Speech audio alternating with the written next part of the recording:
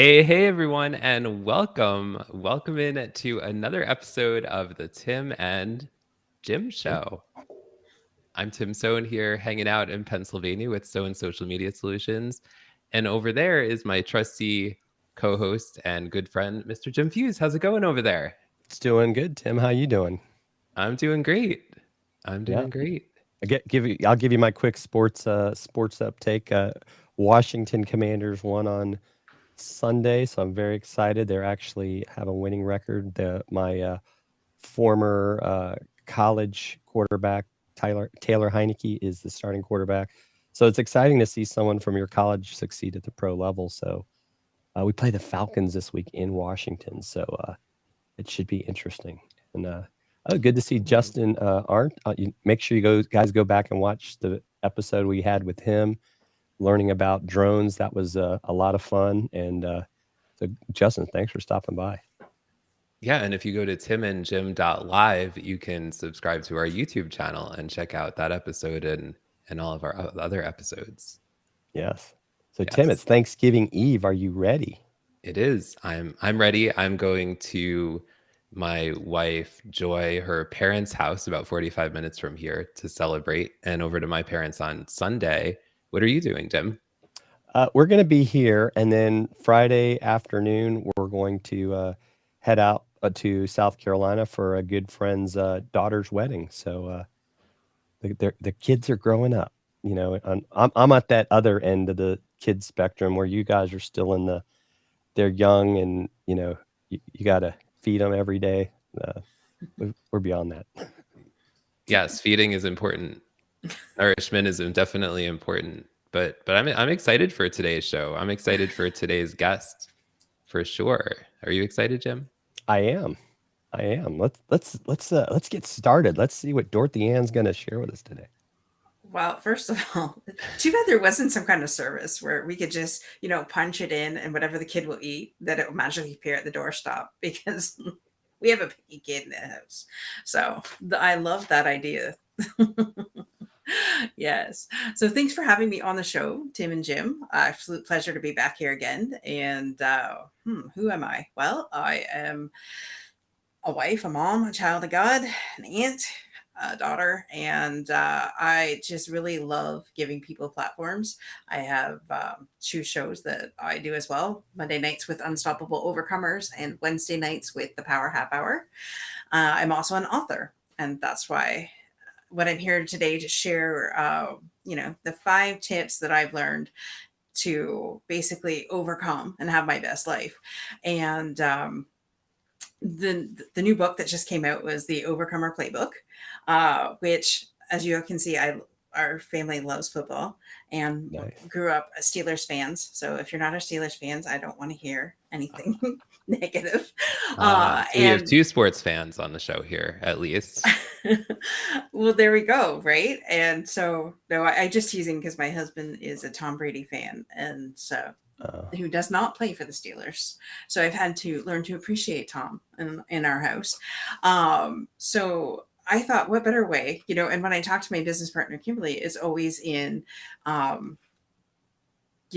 touchdowns or in football play. So I thought, what better way to take my next book and just go, hey, let's play off the football thing, right? And in honor of my dad. My dad is also a Steelers fan. I guess that's why I am too. So I thought, what better way to honor him than to do that? So giving play by play on having your best life, pun intended.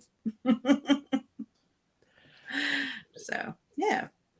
Yeah, I like the cover. Right, it's the whole play thing. That definitely And makes you think. the guy that I had designed it, I just basically told him, my idea, and he came back with this. So he did a really amazing job. I like it. So maybe the males in my family this year will be getting a copy. I don't know. We'll Dorothy, do see. you want to kind of share a little bit of your backstory? What inspired you to write these books and to create your business as well? Right. So the first book is The Overcomer: Facing Challenges with Faith and Courage. And I just basically share my life story because my life story has been nothing but overcoming. Young age, being completely overweight, getting bullied in school for that weight, and then just having low self-esteem from that, and just having family, like my parents were chronically ill growing up. So it felt like a state of chaos, and always felt that that was just the way life was. And then, my uncle took his life Christmas Day, which devastated our family. And I ended up in a mentally and verbally abusive relationship, which after 4 years, I said enough was enough. And through it all, it's just like I was met at each intersection and somehow just got the strength to get through all that. So the book, and then, well, the book ends on a happy note, because the first book, because, I did find a pretty decent guy. I think he's pretty decent. So to share the good, the bad, and the ugly of what happened. One day I just said to my friend, you know, I've been through a lot in life. I should write a book. And she said, yes, you should. So she was the number 2 person that bought the book. So my husband's ex-wife was the first one. She wanted to check out, how we met. So so anyway, so she goes, oh really? I had no idea. I'm like, yeah, well, anyways, it's out there for public knowledge now. So anyways, so I just wanted to share with people that, when you're going through certain things, it can be very alone. Very, when you're going through the heat of the moment, when you're, when you think you're about ready to lose everything, including your mind, just take one more deep breath and keep going. And there is somebody out there that I promise you has been in the same situation. You're not in it alone. Just reach out to somebody. And so that was the whole premise of getting the book out there, was so men and women alone, when men and women knew that they weren't alone. And then as I was really trying, because no one knew who the heck Dorothy O'Dell was, from a big town of Windsor, Ontario, grew up all across southwestern Ontario, including small places like Tilbury and Chatham, which are like a dot on the map. So no one really knew who I was, other than inside my church. So, you have to go do networking. So when I was meeting all these incredible people networking, I thought, man, everybody has an incredible story. Why not give them a platform to share it? Right. And that's how Unstoppable Overcomers was born. And then when the pandemic hit, all these businesses in my area were closing up Life Right and Center. The funds that they were promised from the government that they were going to get to help subsidize the business that they weren't getting, having to be shut down, they never ended up getting, or they got it too late. And so I thought, what better way to give a platform for business owners to say, hey, here I am, come see me, and just sharing and highlighting such incredible business owners to get them out there. So that's why I decided to start the second one, the Power Half Hour Unstoppable Business Owner, which is tonight at 5:30. Shameless plug. Everybody check it out. On Where can our people watch it, Dorothy? On our YouTube channel, Unstoppable Overcomers, or on my LinkedIn and Facebook profiles as well. It goes live there. But then I thought, I have been through, I've taken therapy. I've taken some holistic approaches to life to, get over some of the traumas and that I've been through, and some coaching from other people. But there was like, how could I just take everything that I learned and put it into one, right? And that's why the Overcomer Playbook came about. And I thought, I'm just going to take everything that I've learned and put it in this book. There's actually 7 steps, but I'm going to give you 5 today, because if you want the other 2, you're going to have to buy the book. So. Yes. Well, thank you for sharing all of that, Dorothy. Thanks for sharing your story. Thanks for being here today. We connected amidst the pandemic through through LinkedIn originally, and then you came through my live streaming course, and we've collaborated on a lot of things since then. So happy to have you here today. And today we're going to talk about, like we were saying before, the 5 steps to live your best life. So Jim, do you want to take tip number 1 for Dorothy? Absolutely. So I guess tip number 1, what do you mean by we need to find out what you want in life? A lot of us just basically aimlessly walk through life thinking, I want this, I want that, but we don't take the time to sit down. We don't take the time to create the roadmap. We just let our heads spin. I was in a course in August, and they said they already always listening in your head. Well, for women, anyways, we have like 10,000 thoughts going through our head at any given moment, right? And so we want this, but we don't go after it because we're stuck in our thoughts, right? So take the time, sit down, find out what you really want. Because maybe what you think you want is not really what you want. If you have to do what you have to do to get to what you want, are you willing to do it? But you got to figure out what it is that you want first. So that's where that comes from. Yeah. Just taking the time to quiet your mind, sitting in a quiet location with no kids to distract you. Go to the park if you have to, and take your journal and just write down your thoughts. Like, what is it that you want to do in this life? We all have the same 24 hours. We have the same, 7 days a week. But what do you really want? And be true with yourself about it. Do you recommend we write these things down? I mean, how do we capture that and stay on task with when we want to Yes, in that? absolutely. Writing it down is crucial. And in the journal or in the playbook, we actually give you space to do that right in the workbook. So if, right, or go to the dollar store, buy yourself a cheap journal and just write. I say have a mind dump. Just even if you think, well, where the heck did that come from?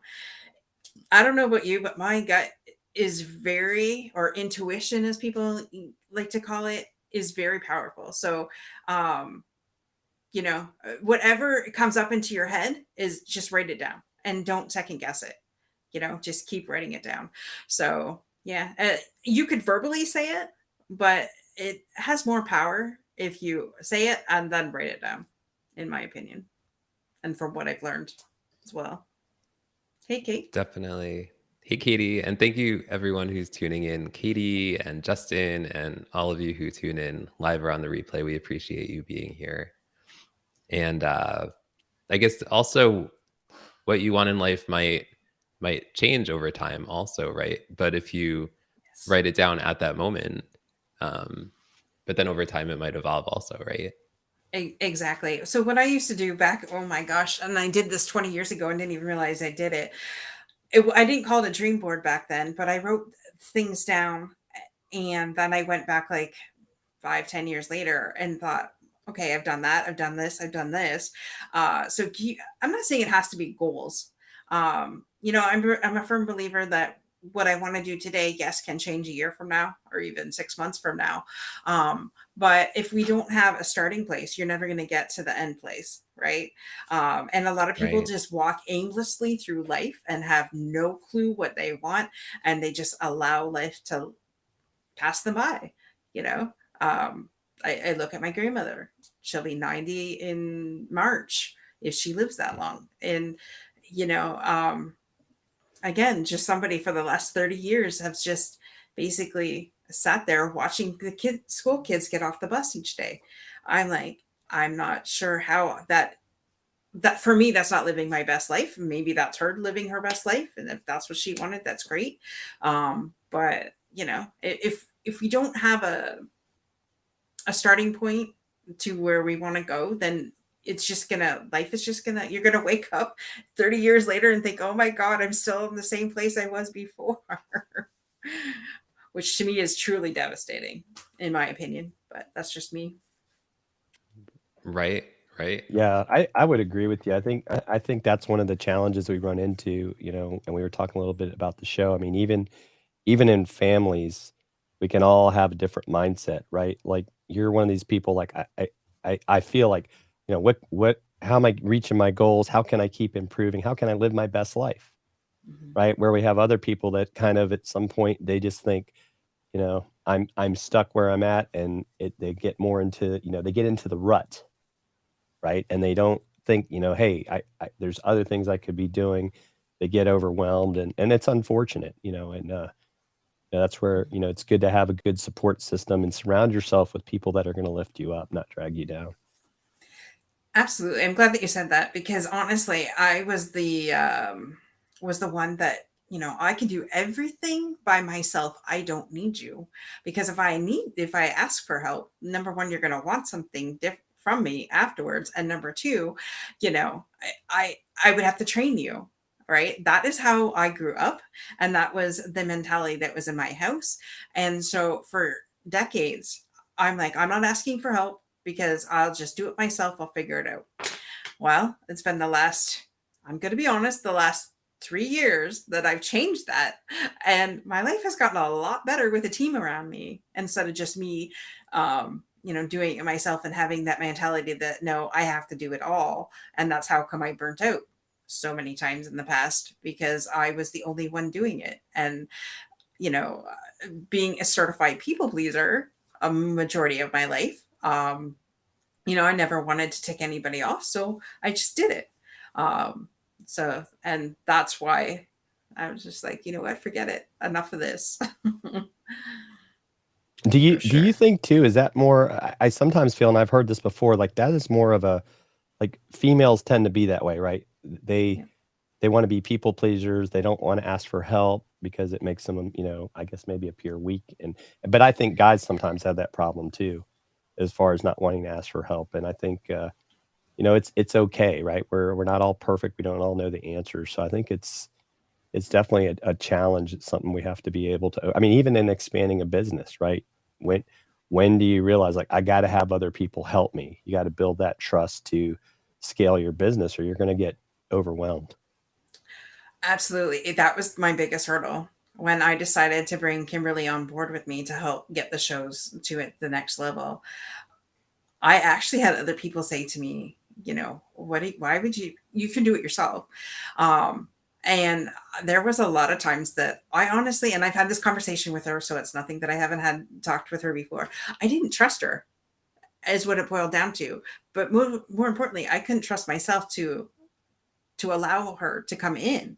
So there was a lot of inner work that I've been doing over the last 2 years on myself in the last year to really let her in, to be able to do that because this was my baby, right? And my grandmother to this day, I'll go visit my grandmother in the home, and the first question she asked me is, "How's my husband? What are you cooking for him? Don't forget, you got to take care of him." And I'm like, you know what? He's good. And then, and the same thing, well, and this next breath is, well, I don't know. I don't understand why, you have to work so much. Um, and if that's the way you want it, then that's great. But, he should be taking care of you financially. And I'm just like, wait, this is a two-income household. We're okay with it. There's going to be a point in time, I firmly believe, that we will both be doing what we love to do, instead of what we have to do. But right now, there's just a transition period where, you know, I'm working more Mhm. than I ever Right. have before between, full-time job and definitely things like that and the businesses and the shows. And you guys yourself know how much hours are dedicated each week to getting a show off the ground running and successful. Yeah. So Yeah, absolutely. Absolutely. Everybody, we're here on the Tim and Jim show. Our guest is Dorothy O'Dell, and we're talking about 5 steps to live your best life. Thank you for everyone who is here, whether you're tuning in live or on the replay. So, Dorothy, tip number 2 is be honest with yourself. What do you mean by that? well, I don't know about you, but I can string a line of bullcrap to anybody, including myself. But if we really want to go to that next phase in life, we really have to be honest with ourselves and say, do we really want it? Are we willing to do what it takes to get to that step? And that's why I've struggled with my weight for so long. And that's why finally it was like I had to have it was this inner battle. I want it, but am I willing to do what it takes to get it done? And so finally, I got so sick of myself a week ago. Yes, just before the holiday, I got sick with myself and said, nope. I had seen a friend of mine. She had lost 20 pounds in 30 days. Huge transformation. She's here in my hometown. I know who she is, so I trust that. not just some miracle, right? But am I willing to put the effort in? And so, yes, I was finally at a place in time in my life that I was honest with myself. I'm ready to do this. So last Friday, I got on this bandwagon. I'm down 9 pounds as of this morning.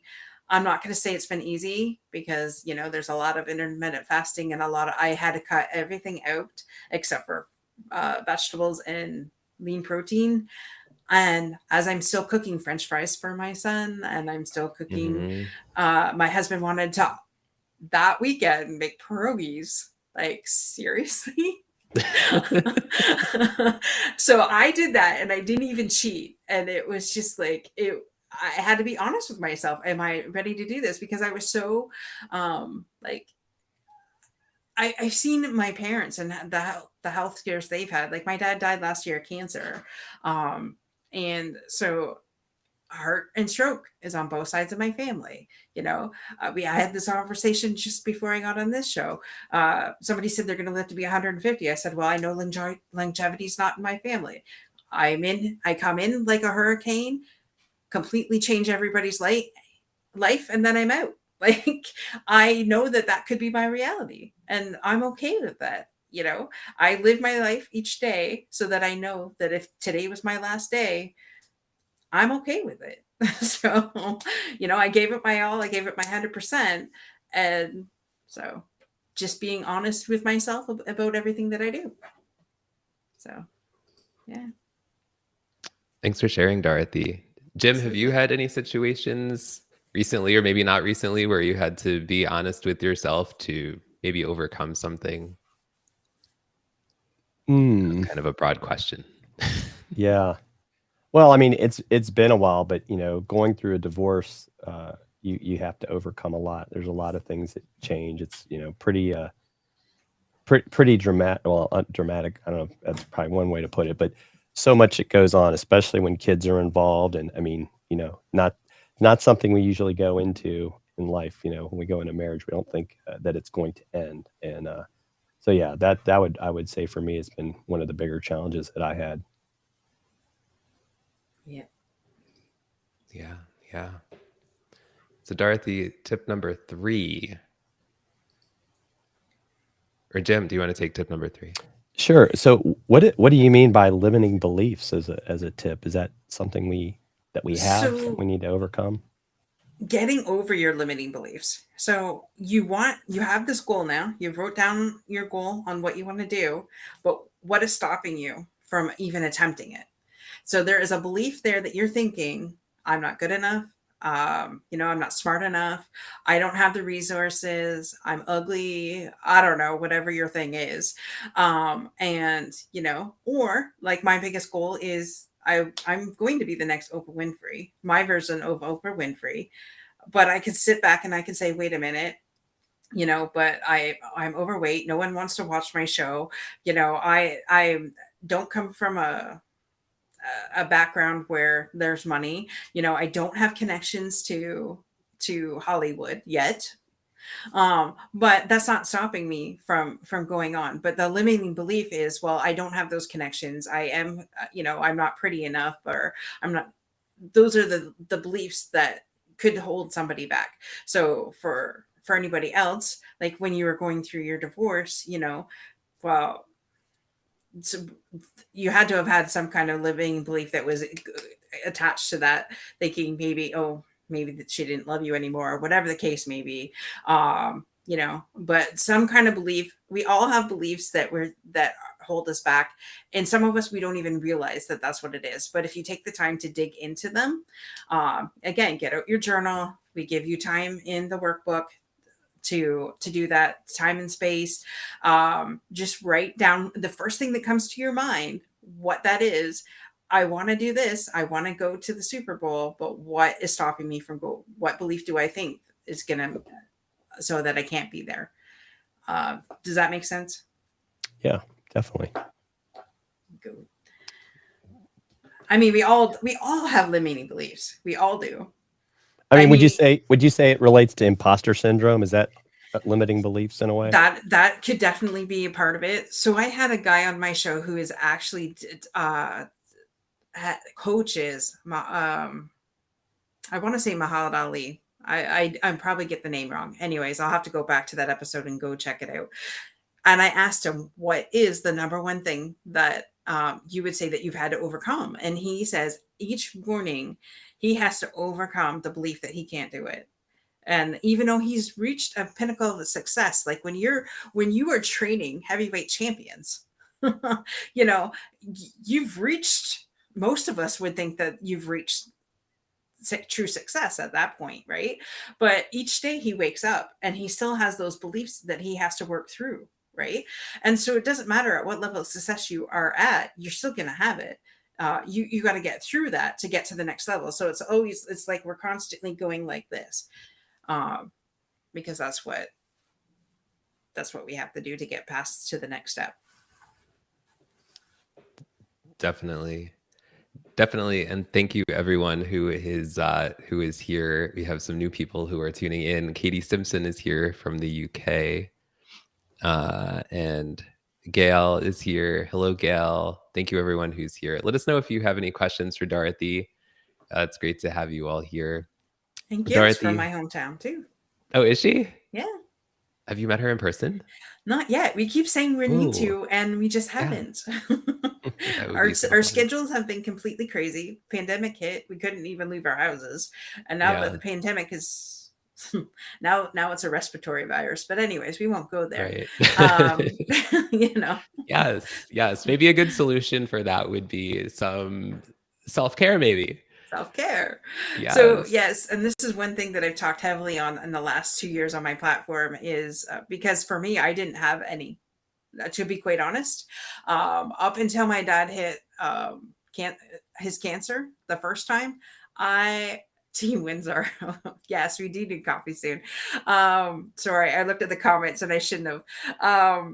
So when my dad got cancer, and like I said, I had taken the world on basically up to that moment, and everybody came to me for advice and everything like that. So I had 40 some odd years worth of suppression, and just getting through it and getting through it and getting through it until that moment. And so the cancer clinic here in town offered us counseling if we so choose to do it. Each family member was offered.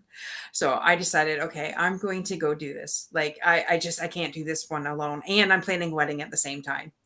So the first thing she asked me was, what's your self-care regimen like? And I laughed in her face and I said, you've got to be kidding me. I said, I can't, there is none. She goes, well, if you don't start taking care of yourself, you're going to be in a box before your dad is. So that just smartened me up a little bit. So since that moment, I've been like, okay. So she gave me, some ideas on that, and basically just write 10 things that you like to do and start doing them. Everybody says to me, oh, bubble bath sounds nice. Well, a bubble bath does not float my boat, but it might float yours. So if that's something you like to do, then do it. I like going for walks. I like spending time with my family. I like reading. I love a good romance novel. Yes, I'm addicted. So that is my self-care. Or, going for, I get a massage once a month without fail. Just something that you like doing, pamper yourself, just do it. No excuses. Don't tell me you don't have time for it. We all 24 hours a day. Cut out doing something else for somebody else and do something for yourself. I love that. Self-care is so important. I too love going for walks, as you know, Dorothy and Jim. Yes. Jim, what are some things that you love doing? I like running, walking, reading. I just read a great book, Building a Second Brain, from Eric Fisher had recommended it. It's really fascinating thinking of how you can set up systems where, because we can only handle so much in our brain. And so in this case, like he likes to use Evernote, but you dump everything in there and you organize it into these different buckets of where it is. And then that way it's like you just go to that when you need it, as opposed to like, okay, what was that thing I needed to remember? So I think that's a way to increase our productivity and also not, stress ourselves out because we can't remember everything, especially as we get older. Yes. Monique has a question, Dorothy. She says, what are some beliefs you had and what do you say to yourself now? I always thought that I could never be successful because of my weight. My weight has held me back in so many different areas. And actually, I want to give a shout out to Jermaine Jackson, who just came, who you had just put up prior to that. Jermaine is actually my fitness coach. He's the one that I started his program, and he's actually from Windsor too. So if you don't know him, check him out on Facebook. He's amazing. So shout out to him.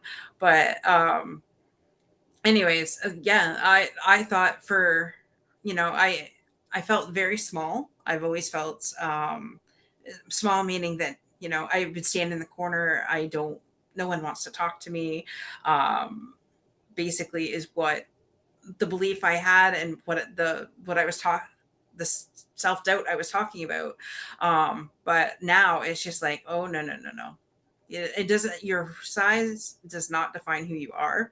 And when I start getting into those moments to get out of my head, for one negative thing, you have to say 10 positive things for it to counteract. So you start listing the things that, you like about yourself or you love about yourself. I've also done a lot of Louise Hay's mirror work. It's all about loving yourself. And, you have to stand in the mirror daily and say, I love you. And for the first part of that, like when I first started that a year ago, it was just like, I couldn't even do it. And now we're so, there's going to be another book coming out. There's 7 of us that have come together about body image, because society says, if you're not a size 4, then you are no good to anybody, is what I've been taught my entire life. Right. And the name calling and the bullying and all that other stuff. And then when it gets into your own head, you're your own worst bully sometimes. So identifying, first of all, number 1, that it's there. Number 2, saying 10 positive things after that. And then 3, just surround yourself with amazing women or men, your tribe, whoever it is, or a mix of men and women. And just people who believe in you and that won't let you stop on yourself. And that's what happened 2 years ago for me when I met Jen Zahari on LinkedIn. As a matter of fact, or was that no, it wasn't this year. It was last year. Sorry. Time just like, yes, time flies. and so with that, Jen has, brought me to this amazing group. We call it the Mastermind Saturday Morning Group. It's 8 powerful women coming together that we will not let each other stop, and we call each other out on their crap. And it's just, this is what it is. And we move on. Right. And we just lift each other up, where you don't get that a lot. Right. Or at least growing up, I never did. I never had that. I can count on one hand the amount of friends I had growing up, and, kept to myself. But yeah, we're here to straighten each other's crown. That's what we do. Yes, for sure. For sure. Jim, do you want to take the last question for Dorothy? Sure. How do we have fun? What's your definition of fun? Tim, could we do the Tim dance? Or screaming goats? I don't know where my goat is. It's somewhere on this desk in the and again, use your journal. Go back to your playbook. Write in your playbook. Write a list of 20 things you like to do and start doing them. And it's funny because the people that I was coaching, they're like, I don't know what I like to do. I'm like, well, there's your problem. Sometimes life gets in the way, work gets in the way, kids get in the way. What did you like to do before you had kids? What did you like to do before you were strapped to that job? What do you like to do before, you had whatever come into your life? Start doing them again. What brings you joy? Find out what brings you joy. Try it. Actually, in the workbook too, I also put, I think it's like 25 ideas. So start using them. Get outside of your comfort zone. Here in town, they have, I don't know if you guys have it, but there's a place where you could throw axes. I was just Oh, like, yeah, that I've heard could of be, places like that. yeah, like that could, to me sounds like kind of fun. Darts on a larger scale. But Yeah, I haven't done it yet. But try something new because you know if you're gonna like it if you don't try it. So yeah. that's So fun definitely for true. me is could be something different, right, for you. So whatever your fun is. And I try and incorporate fun in everything that I do. Like, because if life can sometimes get too stressful. So if Yeah. I don't sit back there and just laugh at some of the things that happens, I'll go crazy. Yes, So definitely. yeah. Definitely. Well, this has been a great conversation. Um, Jim, is there anything else that you want to ask Dorothy or anything else you want to say before we wrap up our conversation? No, just this has been some great information. Definitely helping us live our best life, and I think just take it a step at a time. Right, make incremental improvements. Don't feel like you got to do it all overnight. I like to say, get better 1% every day. It doesn't mean 1% in everything, just 1% in a certain area, and that will add up over time, and you'll definitely see improvement. So, like what Dorothy is doing with her health, right? She's doing a great job. Um, but then what she has to be careful about is she's got to, remember that this is a journey, right? Once she makes her goal, she's got to maintain it. So you have to set those little things in place that make it become a habit. So I think no, it's been a great conversation. I'm glad you could join us, Dorothy, and Thanksgiving Eve, and grateful for everyone that's been supporting this show over the last 4+ years. Which that's another testament. It's about consistency, folks, in whatever you're doing. Absolutely. Oh, definitely. Thanks for Definitely. having me. Thank you, Dorothy. Is there anything else that you want to say before we go? I just want to say happy Thanksgiving to all my American friends and family out there. I mean, I do have some American family too, so happy Thanksgiving to them Yeah. all. And just really do what you need to do for you. Don't worry about what anybody else thinks, and just start living your best life, not somebody else's.